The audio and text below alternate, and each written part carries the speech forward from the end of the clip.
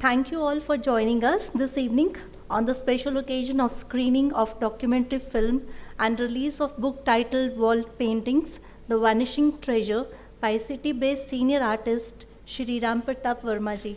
I feel privileged to welcome our chief guest Professor B.N. Goswami, Shri Ram Pratap Verma ji, producer of the film and author of the book, Shri Hemant Verma ji, director of the film from Mumbai, Ms. Nirupama Dutt, eminent journalist of the city and editor of the book, Dr. Vishu Arora ji, associate scriptwriter of the book, and Manish Jindal ji and Diwan Manna ji, chairman of Punjab Lalit Kala Academy, and all art lovers and artists present here. Now I request Bhi Malhotra ji, the chairman of Chandigarh Lalit Kala Academy, to present a bouquet to our chief guest, Dr. B.N. Goswami ji.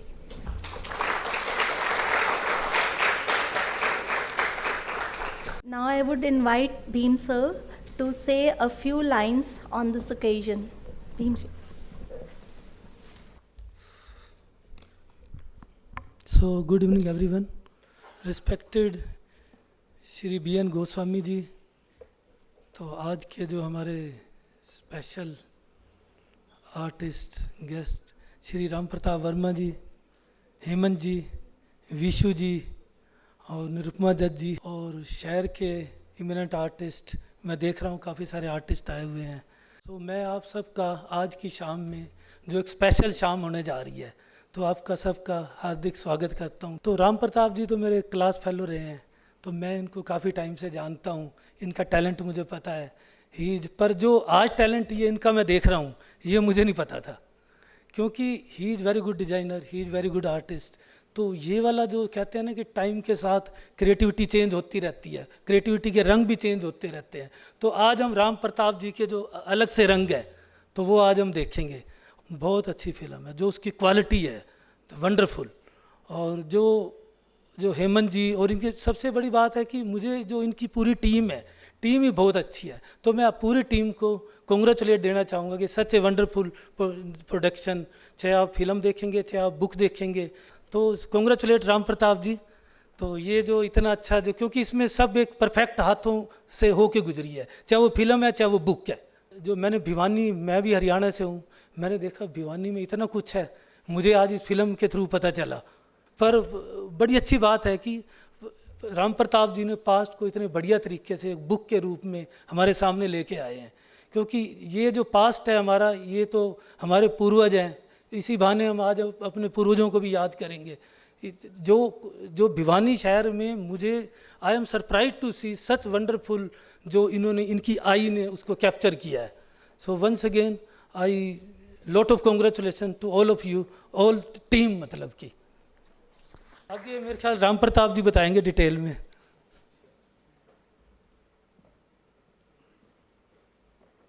So, as we all know that name Ram Pratap Verma ji needs no introduction, but still I would like to brief on him. Ram Pratap Verma ji was born and brought up in a very small town called Bhiwani, also known as Choti Kashi in Haryana. Bhiwani is a very narrow-minded and conventional society with no exposure to art, creativity or innovativeness.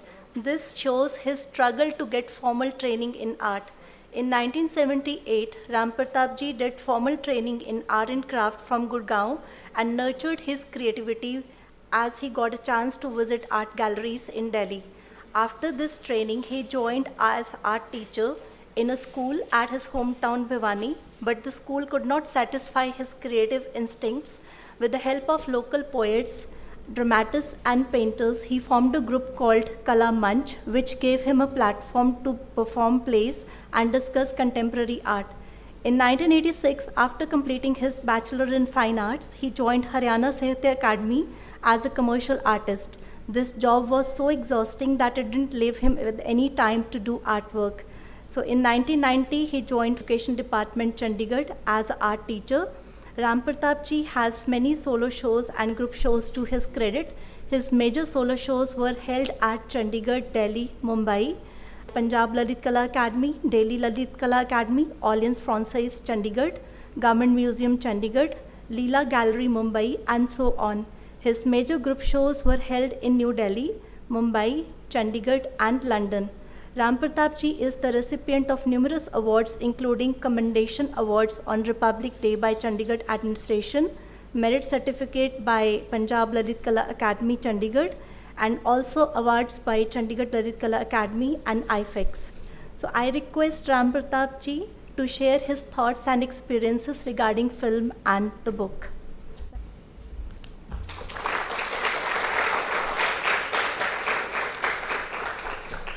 Most respected Goswami ji,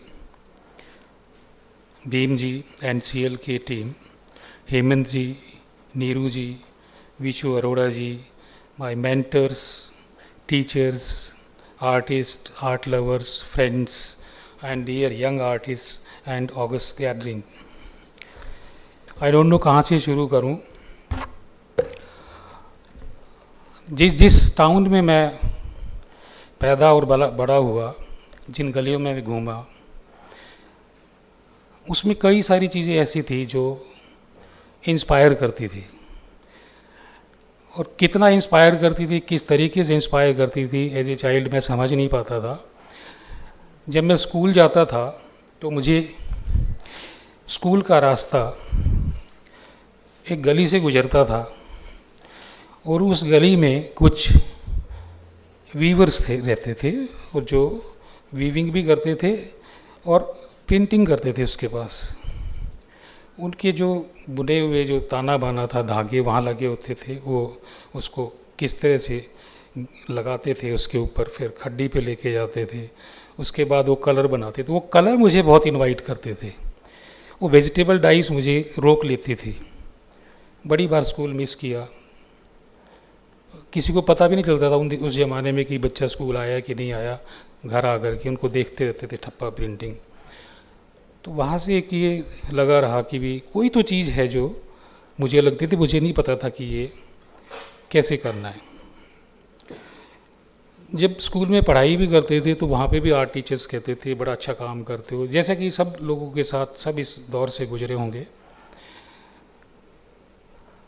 उसमें किसी ने ये कहा कि ये बड़ा अच्छा काम करता, आप इसको आर्ट टीचर की ट्रेनिंग करवा दो. हमें पता ही नहीं था कोई किसी ने क्या करना, आर्ट टीचर की ट्रेनिंग कहाँ होगी, कैसे होगा. बट एनीवे, लकीली मुझे जो एडमिशन मिली वो गुड़गांव में मिली. 2 साल मैंने वहाँ गुजारे और गुड़गांव के प्रॉक्सिमिटी में यार गुड़गांव के अंदर भी कुछ लोग आर्टिस्ट थे जो काम करते थे. उसका फ़ायदा ये होता है कि हम वीकेंड के ऊपर बस पकड़ी, उस समय में 10-15 पैसे 20 पैसे लगते थे और कनॉट प्लेस चले जाते थे. वहाँ बच्चे स्केचिंग किया करते थे. पता करा लगा तो वो आर्ट्स कॉलेज के होते थे. उनसे देख करके आगे जर्नी शुरू हुई. 2 साल पता नहीं किस तरह गुजर गए, बट उस कोर्स के अंदर मैंने एक्सेल किया और मुझे निकलते ही हरियाणा सरकार की नौकरी मिल गई. उस ज़माने में 6 महीने की ट्रेनिंग 6 महीने के लिए रखते थे, कुछ ऐसे टर्म्स थे. और जो पहला एक्सपीरियंस जैसे हुआ तो स्कूल में जब ज्वाइन करने चले गए तो there was a headmaster and जो चीज़ मुझे नहीं अच्छी सी लगती थी वो सारी वो वहाँ पे मिली. उसने कहते हैं आप आगे चलो ऐसे करो, 2-3 दिन बाद में इस दीवार के ऊपर कुछ पेंटिंग्स बना दो. मैंने वहाँ पे एक सरस्वती की पेंटिंग बनाई थी, एक लैंडस्केप बनाई थी. और एक सबसे ज़रूरी चीज़ होती तो भारत का नक्शा जरूर बनवाते थे जो बच्चों को बड़ा एजुकेट करने के लिए. उसमें सबसे बढ़िया बात लगी जब मैं यहाँ से आर्ट्स कॉलेज की ट्रेनिंग ख़त्म करने के बाद और कुछ साल यहाँ गुजारने के बाद एक बारी फिर से गया भिवानी, तो मेरा दिल किया कि मैं उस स्कूल को देख के आऊँ. जो उसमें सबसे बढ़िया चीज़ लगी कि वो पेंटिंग्स 15-20 साल के बाद वहीं पे मिली मुझे. जितनी ख़राब हो सकती थी वक्त के हिसाब से वो थी, बाकी उन्होंने की नहीं. तो मुझे कोई नहीं जानता था. मैंने वहाँ से उससे पूछा कि मैंने कहा भी ये आपने कहते जी कि यहाँ पे टीचर आए थे किसी ज़माने में, उन्होंने की थी, तो हम सफ़ेद ही करवा लेते हैं, बस पेंटिंग वो नहीं करवाते. जब मैं उस स्कूल में काम करता था तो वहाँ मुझे ये लगता था कि मेरा ये जगह नहीं है. और एक दिन दिमाग में आया और उठा के रिज़ाइन कर दिया. और उस पीरियड के दौरान एक जैसे कि इन्होंने बताया, हमने एक सोसाइटी बना रखी थी क्योंकि इंस्टिंक्ट था, पता नहीं था कहाँ जाना है, ये भी नहीं पता था क्या करना है। उसमें यहाँ के चंडीगढ़ में सब जानते, चेयरमैन भी थे माधव कौशिक जी, और हमने एक टीम बना रखी थी। तो हमने एक कला मंच फॉर्म किया और प्ले करने शुरू कर दिए। एक प्ले लेकर के हम बर्फ़ के लोग छोटे छोटे, टाइटल था उसका, शिमला लेके आए गेटी थिएटर में। उन दिनों में कंपटीशन हुआ करते थे। तो we stayed there in sector 20। और जब एक दिन बीच में समय था वापस जाने के लिए, क्योंकि ट्रेन चलती थी या बसें चलती थी, ट्रेन भी कम चलती थी, बाद में चलाई थी, बस जाती थी, उसमें पास टाइम था। तो मैं आर्ट्स कॉलेज में आ गया विज़िट करने के लिए, क्योंकि कोई एक भिवानी से कोई लड़की थी, मुझे नाम नहीं याद उस वो थी, तो हम वैसे ही आ गए। उस दिन के बाद मैंने डिसाइड कर लिया वापस जाके मैं आऊँगा, and I put my resignation there. और जो कुछ भी था अपना यहाँ बांध कर, घर वालों ने बहुत रोका, मैं यहाँ आ गया। इन द मीन टाइम जो ये पीरियड भी था, तो मुझे ये कलर्स जो बड़े फैसिनेट करते थे। तो मैं लोगों को वहाँ पे, उस ज़माने में वॉल पेंटिंग्स वैसे नहीं होती थी, बट उस तरीके की वॉल पेंटिंग्स लोग अपनी मर्जी से एक आध कोई छोटी छोटी करवाते थे। तो मैंने उस पेंटर को ही ज्वाइन कर लिया। और वहाँ पे मैंने उन लोगों से जो पिगमेंट्स हैं कैसे यूज़ करते हैं, कैसे ग्राइंड करते हैं, उसमें क्या मिक्स करते हैं, वो देखे। बताते नहीं थे वो लोग क्या कर रहे हैं, वो ये कह देते थे कि जी ये पेवड़ी पड़ी है। पेवड़ी means yellow ochre, this is a local term which is use over there. हिरमची मीन्स इंडियन रेड, और नीले को तो नीला ही बोलते थे। वो ग्राइंड करने लगा देते थे, हम उसको घोटते रहते थे। कॉलेज ज्वाइन करने के बाद जब यहाँ पे ट्रेनिंग ली, तब समझ में आया कि वो घुटाई क्यों करवाते थे, ताकि उसकी लाइफ अच्छी बनती रहे, जो उनका प्रोसेस था। ये मैंने वहाँ से सीखा और यहाँ आकर के मैंने अप्लाई किया। तो वहाँ से फिर मैंने सोच लिया था कि मैं यहाँ निकल के आऊँगा, और यहाँ आकर के मैंने काम कर लिया। यहाँ ज़िंदगी चलती रही, कॉलेज पास आउट हो गया, सब कुछ हो गया, रोजी रोटी का सवाल आता है, फिर से नौकरी ज्वाइन कर ली।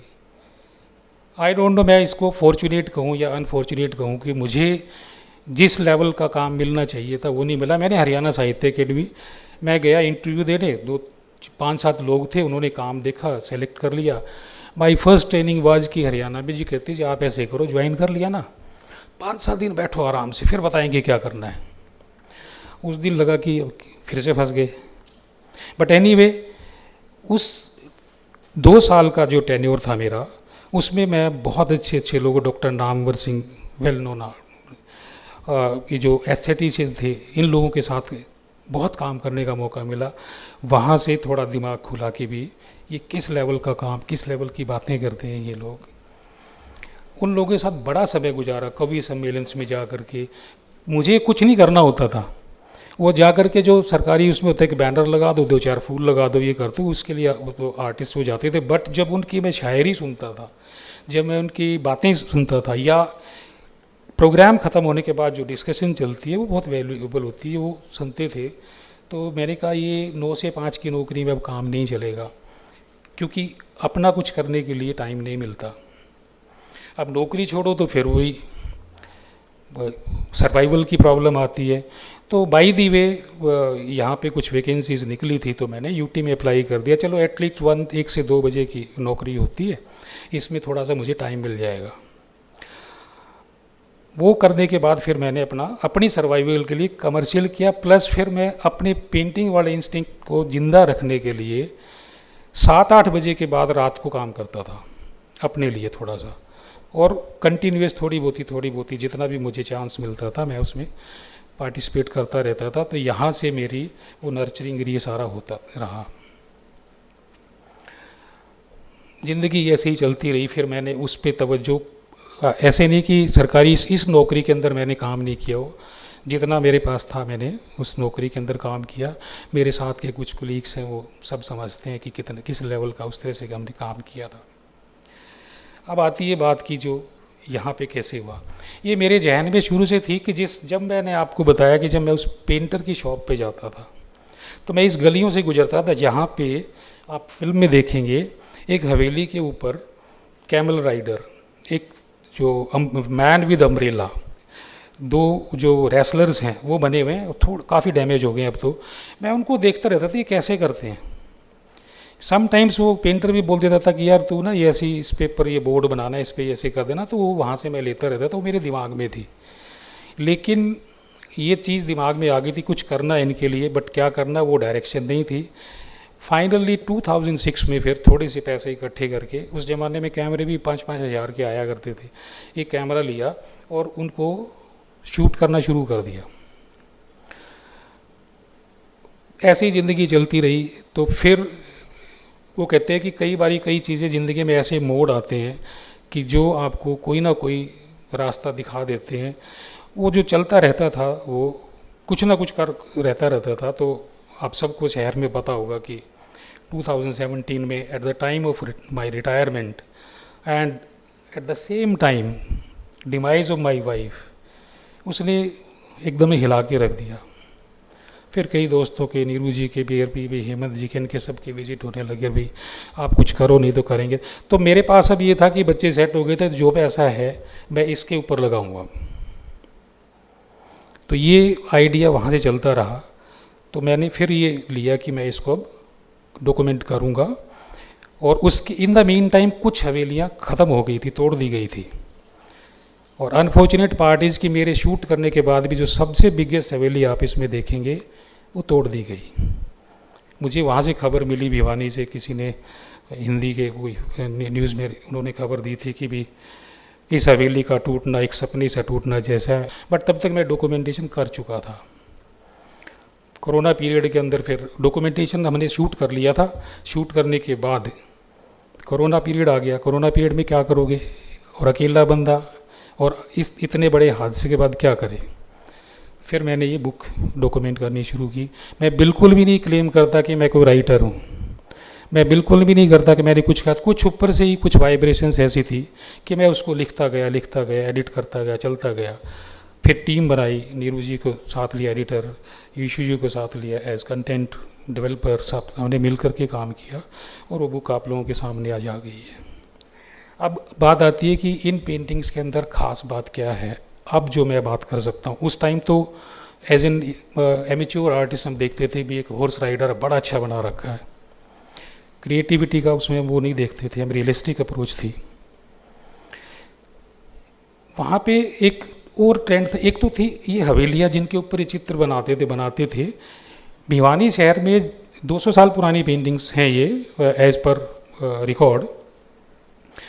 ये सिटी में बिल्कुल भी कुछ नहीं था, बस सिर्फ ये छोटी काशी इसलिए थी कि इसमें न्यूमरस टेम्पल्स हैं और सुबह 4 बजे मंदिर की घंटियाँ बजनी शुरू हो जाती हैं, इसलिए इसको ये बोलते थे।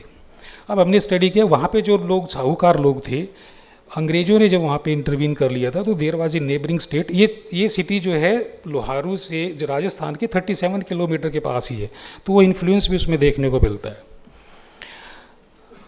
इन पेंटिंग्स को फिर हमने स्टडी करना शुरू किया, डॉक्यूमेंटेशन जब करनी शुरू की तो कुछ चीज़ें सामने आई और कई प्रॉब्लम्स भी आई।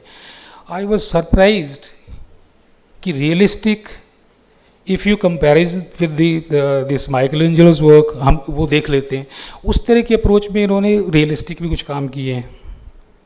और कुछ जैसे कि एक स्टेटमेंट थी, पिकासो ने स्टेटमेंट दी कि I learned as to paint as a child after the age of 60 years. वो उन लोगों ने उसी टाइम पे अचीव कर लिया था और सारे के सारे थीम माइथोलॉजी से रिलेटेड हैं। और वो माइथोलॉजी पेंट किसने की, सारे मुस्लिम कारीगर्स थे। जब अंग्रेज़ों ने भिवानी सिटी को एक मंडी डिक्लेयर किया, इसलिए किया था कि जो लोहारू का नवाब था उसको डाउन करना था, that was a political system. But इस शहर की किस्मत खुल रही थी, तो उन लोगों ने जो वहाँ पे कमीशन एजेंट जिनको कह सकते हैं या जो व्यापारी जिसको बोलते हैं हम लोग, उस शहर को बड़ा कुछ दिया। उन्होंने बड़ी बड़ी हवेलियाँ बनाई और उन लोगों ने आर्टिस्ट इनवाइट करने शुरू किए। कलर पैटर्न सिर्फ पिगमेंट्स अवेलेबल थे उस टाइम पे, दूसरी चीज़ अवेलेबल थी। मैंने देखा कि रॉ मटेरियल जैसे ये जो इनमें मिक्स करने वाले डायरेक्ट अलसी का तेल मिलता था, और हमारे जैसे जो शौक़ रखते थे वो लोग वहाँ पे बैठ कर के उनके चेलागिरी करते थे, वो करते थे। और साथ के साथ ये भी कहता, मैंने अपनी ज़िंदगी के लिए मैं इतने कभी नहीं देखा होगा जितने मैंने उनके लिए बीड़ी के बंडल खरीदे, पूना की हरी भाई देसाई बीड़ी, और वो एक पेंटिंग में मेरी में रिफ्लेक्ट भी कर रही थी वहाँ पे। ये सारे करते करते मैंने ये आप उसको गुरु शिष्य परंपरा कह लो या डेडिकेशन कह लो, कुछ भी कह लो, वो देखा। तो ये पेंटिंग्स का इनका जो देखने का और ये सफ़र रहा।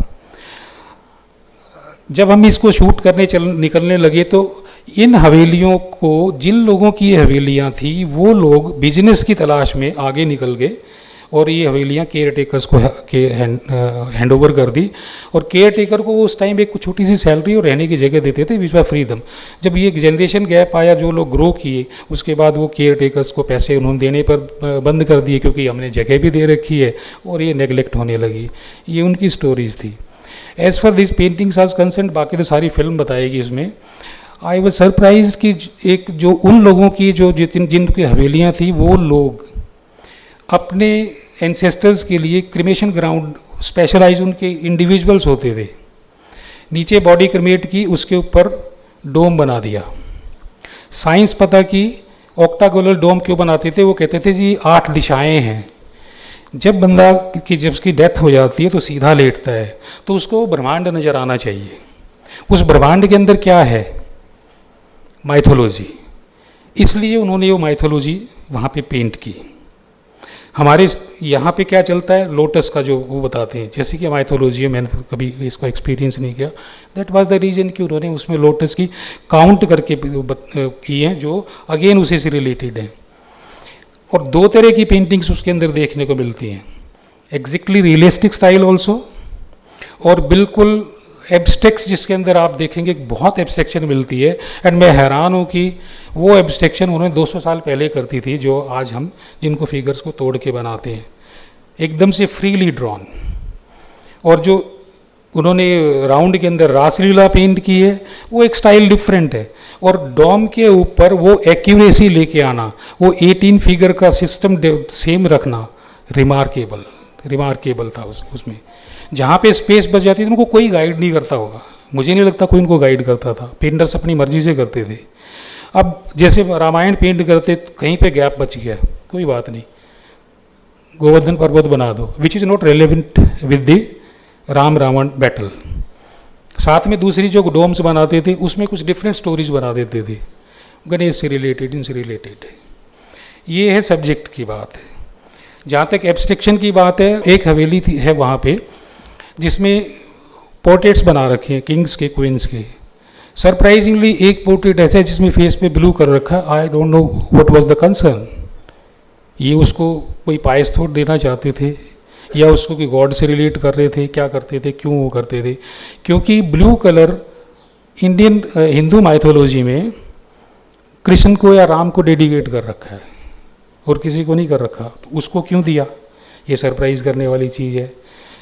As per technical things are concern, क्या मैजिकल कलर्स उन्होंने लगाए थे? एक वहाँ पे ये कुछ दीवार, कुछ हवेलियों की एक्सटीरियर वॉल्स के ऊपर है, कुछ इंटीरियर वॉल्स के ऊपर है।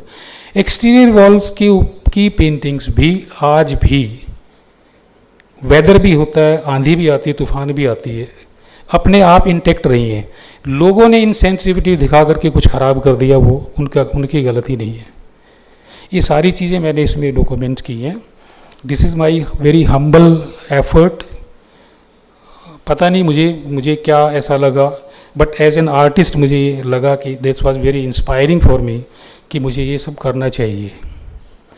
मैं इस एफर्ट में कितना ठीक कर पाया, कितना नहीं कर पाया, क्या किया, डॉक्टर गोस्वामी जी बैठे हैं, बड़े सारे आप लोग जो इस फील्ड के माहिर बैठे हैं। मुझे कुछ भी नहीं पता कि मैंने क्या किया, ये आप लोग डिसाइड करेंगे कि मैंने इसमें क्या किया है। This was my humble effort. I think आप लोगों को शायद अच्छी लगे। Thank you so much. Thank you, sir. Thank you so much. So now I request Nirupama Dutt ji to say something about the book. Nirupama ji.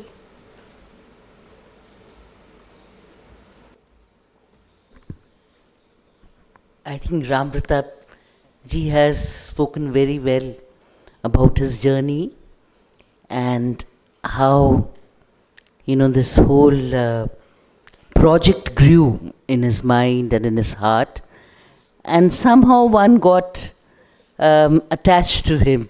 As he says, his team, we formed a little team, and mostly it would be what got us together was the enthusiasm that Ram Pratap was showing for the work. And enthusiasm is a trait of the Haryana boys, the young men who came to Chandigarh. Bhim, our Ram Pratap, Madhav Kaushik ji. So they brought a whiff of Haryana with them and grew here. And the enthusiasm he had for his town, he just, the lanes and the by-lanes of Bhiwani, when he would talk to us, those would come alive, that I would come from here I'd meet the artists, we'd sit here, see this. So one got interested in the project, and each time he would write something, there would be a story in it, how it happened. So we also started journeying through the Havelis of Bhiwani, and sitting with him while he was typing, and how this would be. And we had a heart full of myths, which as he would write, he would show us the pictures and narrate them, from Agarsen to Putna to the Brahman to Brahma to all kinds of stories which were woven in those. But what was really very interesting in this journey of Ram Pratap was when he told us that most of the paintings were done, or nearly all the paintings were done, by Muslim artisans. Probably they had come from Rajasthan. And it also showed those times, you see. There were no different religions lived together, and there were no bars, that Muslim can't paint a Hindu god. Probably he did it so well, and with a lot of freedom, and the people who were commissioning that work accepted it, because the gods had not been divided so, as they are today, and one could share stories of all religions. And then also the paintings, which was very interesting, was they also showed the time changing, what pictures Ram Pratap would share with us, the British influence on the garments, on the clothes, and how the story was evolving, the story of our times. And then what was really heartening was the passion, and then his co-traveler, friend, filmmaker Hemant Verma also joined. And together it would be very exciting. Okay, now you're going, what are you bringing back? And both belonged to Bhiwani and shared this enthusiasm. Also for Ram Pratap, it was a very engaging experience. He had been through extreme trauma with his classmate and wife, the lovely Sarita, passing away, which was a big loss. And somehow she also belonged to Bhiwani. And together they had come to the College of Art and studied here. So, and the book is dedicated to her, her memory. And so it also gave him, he was journeying back and forth through his own experiences, through his own life, as well as those paintings. And Vishu and I would be there. I don't know how Vishu Arora, the head of the National Institute of Fashion and Design, Panchkula, and we would be helping him a little with commas and full stops. How well we did it, I don't know. But we were part of it. And after that, after a session, there would be some very good tea and something nice to eat, which Ram Pratap was making. So the whole journey has been very nice. He was waiting for the book. We were waiting for the book along with him. And we have not seen the film yet. So that will be an experience.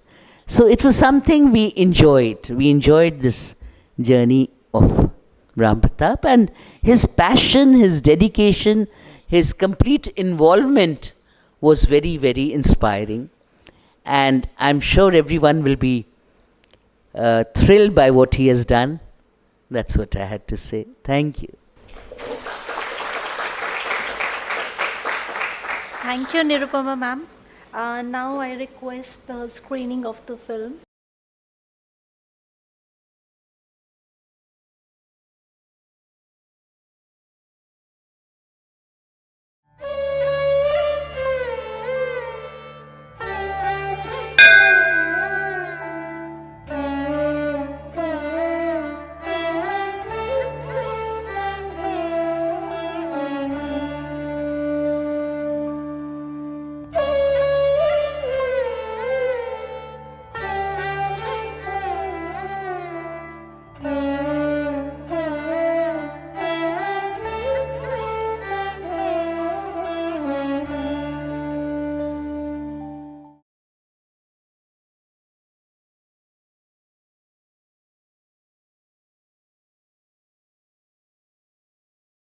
The Bhiwani city of Haryana, located 128 kilometers west of national capital New Delhi, which once had 12 gates. सबसे पहले Halwas gate जो उसी का नाम रखा क्योंकि हलवास गांव था। उसके बाद पतराम गेट रखा क्योंकि पतराम जो था नंदराम कटले वालों का लड़का था, नंदराम का, उसकी जायदाद थी, उसके नाम से रखा। तीसरा फिर हनुमान गेट रखा। चौथा जो है वो बेरी गेट रखा। हमारा आना जाना बेरी गेट से था। और उसके बाद फिर कैमड़ा गेट हुआ और कैमड़े वहाँ दरख्त थे और कैमड़े के बाद में रोहतक गेट आया। रोहतक गेट के बाद महम गेट आया और महम गेट के बाद तिकड़ाना गेट आया और तिकड़ाना गेट के बाद हाँसी गेट आया। फिर वहाँ पर बापोड़ा गेट आया और फिर दीनोद गेट आया। Once known as Choti Kashi for its numerous temples, ponds and havelis, it is a city with a long history and tradition built as it was founded by Jadu Rajput Name Singh on February 26, 1376.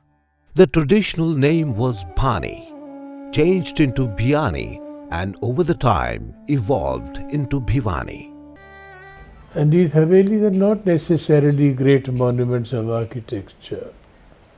Some of them are extremely attractive. But the people who planned them, who conceived them, wanted them to look as attractive as possible because they were the surrounding in which they were living. And therefore they called in people who decorated them, refurbished them, created an ambience in which they felt happy and comfortable. Construction of these havelis and temples opened broader work avenues to Muslim Chejaras, masons who were painters too, and the Hindu Kumars, members of the potter caste who became masons. These painters were mostly gifted and self-taught. For the finest work, teams of professional painters were called in from the western zone of Rajasthan, as the town shared border with Rajasthan. Thus began the tradition of wall paintings. These wall paintings, done inside and outside walls, were to beautify and to further enhance the ambience of architecture, as well as to depict the growing prosperity of its settlers. The surface for these paintings was chuna, lime, plastered base with smooth finish. The pigments were used to execute these beautiful paintings. Until the mid-19th century, the paints were mineral or vegetable pigments. As the pigments are mixed with lime water or lime milk or oil and applied to a dry plaster. Although somewhere floral patterns are traced on wet plaster too. Most of the paintings were done freehand, but forms were repeated with dotted stencils. Outlines, arcs and straight lines were added by string. Ochres dominated in paintings along with red, cinnabar, indigo, lapis lazuli. Vivid Indian yellow were also used in the same quantum. The paintings on the exteriors of buildings offered interesting floral patterns. Trees, scenes of cattle herding by Krishna on river bank or in the streets as a child. Love Kush women playing Shringa found depiction in them. This is an integrated building of 5 domes, including one main dome in the center. 4 at the corners and 4 jharokas in the center of the boundary are constructed. These jharokas are decorated with floral patterns. Painting of what? Not decorative, not geometric embellishment alone, but figures, scenes from mythology, scenes from daily life. And it is these which one can still see some traces of in the Havelis of Bhiwani. Out of the 4 small corner domes, only 2 are painted, whereas one has the passage to go upstairs to reach the domes of this 2-story memorial.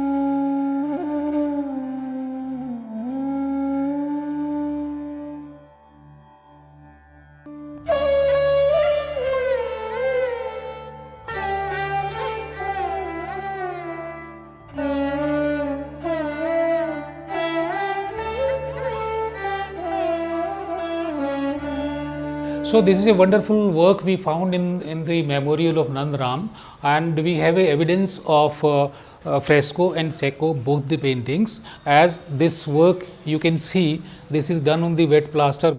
The upper corners have been decorated with various round forms like sun and floral pattern. The central part of the dome has been painted with the forms of Krishna and gopis holding hands together and dancing. This unusual world painted on walls stands different as no painting has erotic and sacrificial themes. All the paintings are based on mythological themes. This may be another reason that this town was called Choti Kashi. Ironically, these miraculous creations are neglected by their owners, who settle somewhere else, oblivious of the treasures they have forsaken. Although caretakers are appointed, but they are using these Havelis mercilessly and demolishing these to use the land for their own purposes. These monuments have been ruined. On the other hand, no sensitivity is noticed from common people. Probably they don't understand these valuable creations. So, however, in our country, in our land, the past is slowly beginning to disappear. And it's a sad sight. It's really the sad, depressing sight. I think it was the poet Mir Taqi Mir who said, "दीदनी है शिकस्तगी दिल की, क्या इमारत गमों ने ढाई है." When we see piles of rubbish everywhere, we see great buildings have been reduced to debris, there is a kind of a stab in the heart that you feel. These wonderful creations are vanishing and still waiting for caring hands and a willing heart to restore them.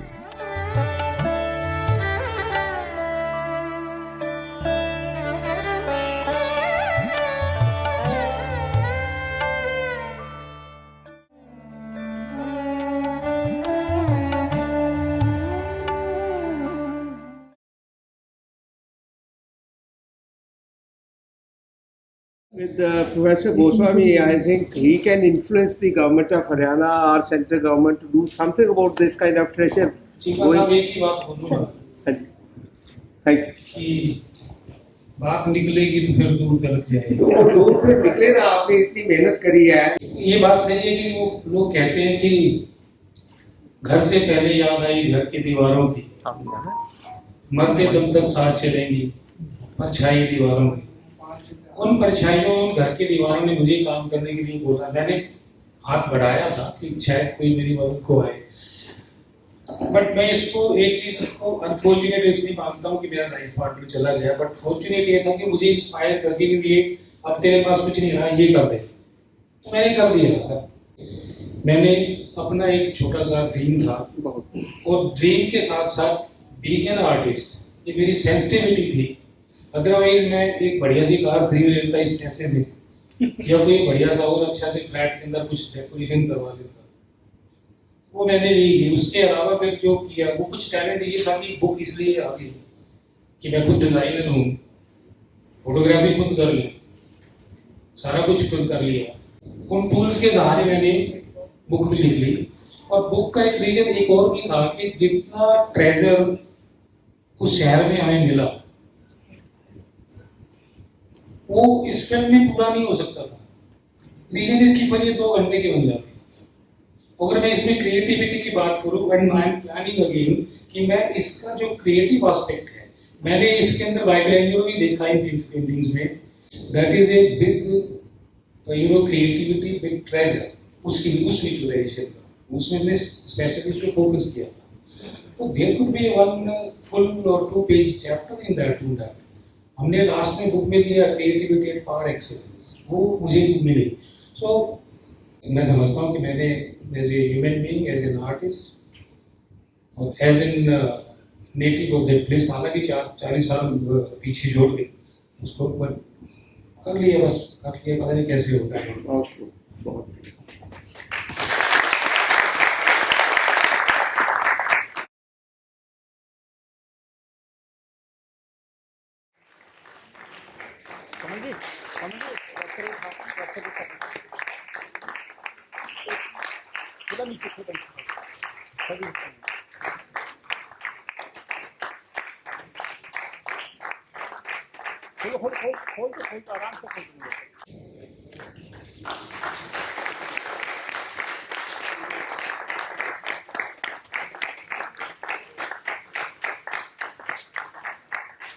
Now I request our chief guest, Dr. B.N. Goswami ji, to address us.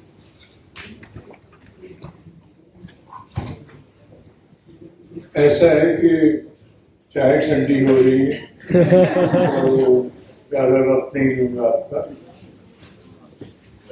सबसे पहले तो मैं मुबारक देना चाह रहा हूँ रामप्रताप जी को, आर्य साहब को, हेमंत जी को, for producing a very valuable and producing मैं आपको हिस्टोरिकली बताता हूँ कि हिंदुस्तान में हमारे देश में किस किस्म का काम हुआ है। गंधार स्कल्पचर आप जानते हैं, ठीक हमारे म्यूजियम भरा पड़ा है, बड़े बड़े स्कल्पचर 6 फुट 5 फुट के महात्मा बुद्ध की मूर्तियां, बुद्ध महादेव की मूर्तियां, बेशुमार मूर्तियां धोबी लोग उल्टी करके, क्योंकि पीछे सपाट होता था, उसको फिर कपड़े धोते थे। सैकड़ों की तादाद में वो मूर्तियां इस तरह इस्तेमाल होती थी। ये कदर है हमारे मुल्क में आर्ट। आपने अमरावती का नाम सुना होगा, स्तूप है, बहुत बड़ा था, बहुत सारा तो चला गया, ब्रिटिश म्यूजियम में है। अमरावती लाइमस्टोन का बना हुआ, वो लाइमस्टोन चूना बनाने के लिए भट्टियां बनी हुई थी उस स्तूपा के अर्थ तो किसी शायर ने लिखा है कि आ अंदलीब मिल के करें आहोजारियां, इकट्ठे बैठ के रोते हैं। तू हाय गुल पुकार, मैं चिल्लाऊं हाय दिल। तू अपना फूलों की बात कर। अरे साहब क्या बात हो रही है। मैं आपको हिस्टोरिकली बताता हूँ कि हिंदुस्तान में, हमारे देश में किस किस्म का काम हुआ है। गंधार स्कल्पचर आप जानते हैं, ठीक हमारे म्यूजियम भरा पड़ा है, बड़े बड़े स्कल्पचर 6 फुट 5 फुट के महात्मा बुद्ध की मूर्तियाँ, बुद्ध महादेव की मूर्तियाँ, बेशुमार मूर्तियाँ धोबी लोग उल्टी करके, क्योंकि पीछे सपाट होता था, उसके ऊपर कपड़े धोते थे। सैकड़ों की तादाद में वो मूर्तियां इस तरह इस्तेमाल होती थी। ये कदर है हमारे मुल्क में आर्ट की। आपने अमरावती का नाम सुना होगा, स्तूप है, बहुत बड़ा था, बहुत सारा तो चला गया, ब्रिटिश म्यूजियम में है। अमरावती लाइमस्टोन का बना हुआ है। वो लाइमस्टोन चूना बनाने के लिए भट्टियां बनी हुई थी उस स्तूपा के इर्द गिर्द। तो क्या बात कर रहे हैं हम लोग। एक हमारी आंखों के सामने सब मुनहदम होता जा रहा है, और हम चाहे जो मर्जी कहते रहें, जो बहाने बनाएं, जो तरीके सोचें एंड सो फोर्थ, तो ये बेशुमार इनसेंसिटिविटी हमारे देश में है टुवर्ड्स आर्ट। कौन करता? ये सही कह रहे थे, जब काम कर रहे हैं फील्ड के अंदर तो काम करने को रोकते हैं पहले, तो डर का माहौल है कि पता नहीं कौन आ जाएगा, क्या करेगा। फिर और मैं समझता हूँ ASI की बात हो रही थी कि इतना मैसिव काम है, इतना क्वांटम ऑफ वर्क जो हम कर सकते हैं इतना ज़्यादा है कि हाथ लगाने को डर लगता है कि कहाँ से हाथ लगाएं इसको। मैं आपको एक छोटी मिसाल देता हूँ। अभी एक लेडी ने कहा था कि हम कर रहे हैं, बिल्कुल सही है, ASI ने बहुत काम किया है, लेकिन ASI ने इस तरह का काम भी किया है। मैं आपसे जिक्र करूं कि बहुत साल पहले मैं चंबा में था। चंबा में बहुत बड़े मंदिर हैं, पूरा कॉम्प्लेक्स है, तो मैं कुछ दोस्तों को लेके गया मंदिर दिखाने के लिए। मैंने कोट पतलून पहन रखा था, किसी ने समझा कोई अफसर आ गया, तो एक पंडित जी उसी किसी मंदिर के मेरे 7 साल चलने शुरू कर दिए। तो उन्होंने थोड़ी देर के बाद कहते हैं, साहब आपने कभी हंसों को कौवे बनते देखा है? मैंने कहा नाम तो सुना तो है पर देखा नहीं है। आइए दिखाता हूँ। वहाँ पे एक पैनल था स्कल्पचर का, यानी मंदिर के बाहर बहुत खूबसूरत हंसों की ऐसे ढाल थी। आगे आगे जो 2-3 हंस थे वो टूट गए थे, तो ASI ने मुरम्मत करी उसकी, और मुरम्मत करी तो वाकई वो हंसों के कौवे बन गए जो 2 या 3 थे। अब बताइए, उदयगिरी में उड़ीसा में मंदिर में बहुत बड़ी केव्स हैं। अब वहाँ पे इतने इतने बड़े पिलर्स हैं कि हाथ ऐसे आप नहीं पिलर को नहीं पकड़ सकते। और क्या है, पिलर को रिपेयर करना है, पत्थर से नहीं किया गया, सीमेंट से किया गया। 1st सेंचुरी BC के वो मंदिर हैं या केव्स हैं, उनके ऊपर हम सीमेंट से रिपेयर करके कर रहे हैं। तो एक लेवल की बात नहीं है। ASI बेशुमार काम भी कर रही है, चाहे वो स्टेट की हो चाहे सेंट्रल हो, लेकिन इतना मैसिव काम है और इतनी अलगर्जी है जिसको हम कहते हैं कि बहुत मुश्किल है। ये हिम्मत का काम इन्होंने जो किया है। वो कहते हैं कि फैज साहब ने कहा है कि फ़िक्र महबूस है, गुफ्तार पे ताज़ीरें हैं। हमारी फ़िक्र जो है, सोच है, उसको पकड़ा हुआ किसी ने, गुफ्तार पे ताज़ीरें हैं, हम बात नहीं कर सकते हैं। अपनी हिम्मत है कि हाँ अब भी जिए जाते हैं। तो हिम्मत का काम है, ये हिम्मत का काम है। और क्वालिटी फिल्म की बहुत उम्दा थी। ये जो कॉन्सेप्ट है बहुत अच्छा था। 2 चीज़ें सिर्फ इस फिल्म के बारे में कहूँगा। निरुपमा जी ने कहा कि शायद इन्होंने कहा, ये राम प्रताप जी ने कहा कि जो कारीगर थे वो मुसलमान थे। बहुत अच्छी बात है, सुनने को अच्छा लगता है। आज के माहौल में नहीं, वैसे सुनने को अच्छा लगता है। एक इंटरेस्टिंग बात आपको बताऊं। मैं बहुत बरस पहले जम्मू में कुछ काम कर रहा था, तो सरकारी मैं डॉक्यूमेंट्स का मुझे शौक़ है देखने का, तो मैं किसी दफ्तर में बैठा तो कि यहाँ जो बहुत बड़ा मंदिर है, रघुनाथ जी का मंदिर, महाराजा रणबीर सिंह ने बनवाया था।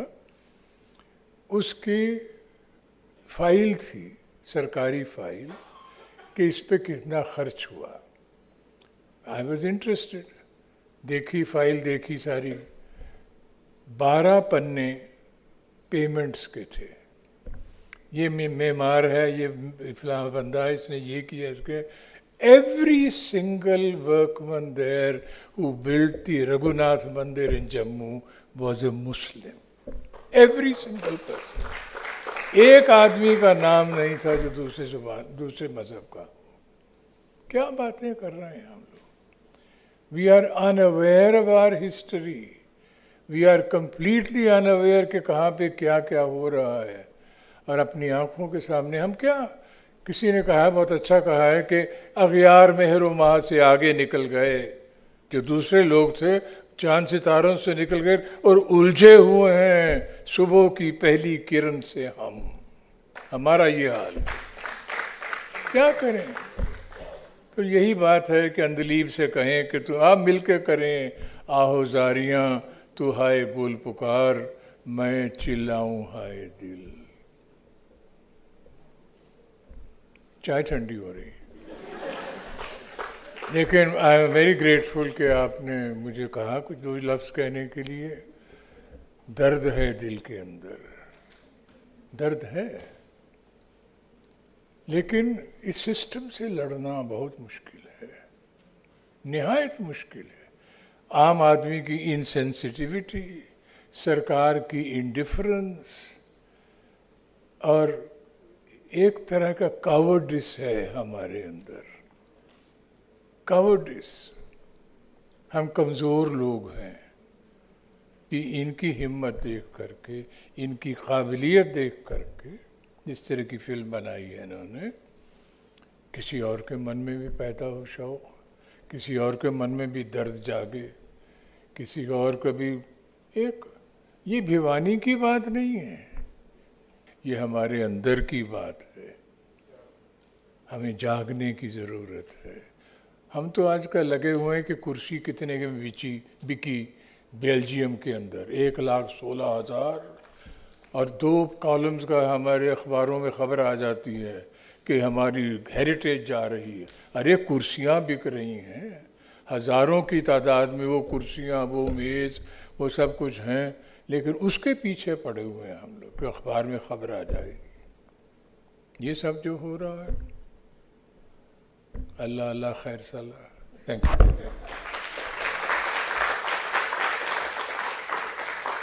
Thank you, sir. Yeah, sir, please be seated for 5 minutes, and we are going to present mementos. I request our chief guest, Dr. B.N. Goswami ji, to present the mementos to our guests.